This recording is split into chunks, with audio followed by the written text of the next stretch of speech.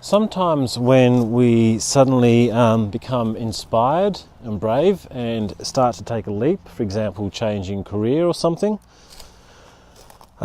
we can be on a high as we pull that together in our mind and heart, and then we can slump into a depression. It might only last a couple of days, but it can be powerful and it can be confusing and it can throw things into question for us.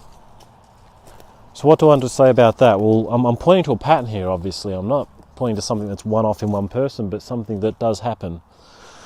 And so it has a logic to it. It has a logic in the soul, in the psyche. What is that logic? Well, I think often that something people don't realise is that behind depression, and more fundamental than depression in some people, is anxiety. That what's driving depression in some people, and actually it's pretty common, this phenomenon, is anxiety. And there are various ways to kind of understand this, why you're feeling depression rather than anxiety, and you can't notice your anxiety. Think of it this way: anxiety is like a sharp thing. It's a sharp experience. The world is dangerous. And we have instinctive, like unconscious defenses, instinctual reactions that defend us. Rage is actually a defense. It's preparedness to fight against a danger. And you often don't decide to become rageful, you just enter into it.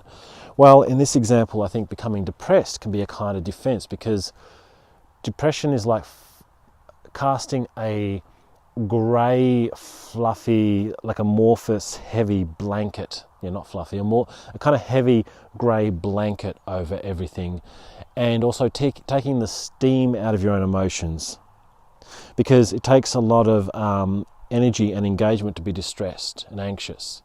So you just kind of take that energy out, the energy that could allow you to be distressed and anxious and on high alert. You take all that energy out and you just throw this grey, heavy dullness over everything. Now, you're not choosing to do that, so to speak. It's happening, but it's an instinct. It's a self-defensive instinct against the anxiety. And of course, the anxiety has arisen because you're about to mix it up. You're about to take a leap into something that's really worthwhile, and that's scary in all sorts of ways. What if it doesn't work out? What does that mean? Will I look like a fool? Will I really learn that I can't have the life I actually dream of? Wouldn't I be better off maybe just to keep dreaming about it, because then it's a fantasy that I imagine could happen, and that stops me from despairing.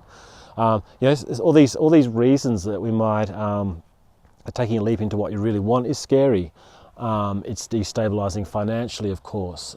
So in all sorts of ways, it's a destabilization that can be very anxiety provoking, even though it's a good thing. But it's a leap you're taking, and a reaction to that, an instinctual reaction to that level of anxiety, can be to sink into a low state where we don't get cut by the sharpness of the anxiety.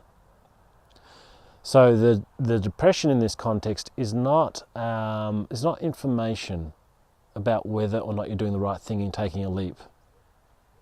You could frame this in different ways, actually, but here's one way of framing it. It's not at all information. All it is a psychological reaction to the excitement and anxiety of taking a leap into something really good, something you need to do, something that'll be great for you to do. That's all it is. So see it for what it is. Get through those couple of days of feeling that way. Reorient to where you want to reorient to what you want, and keep working on the courage and keep working on the project of getting there.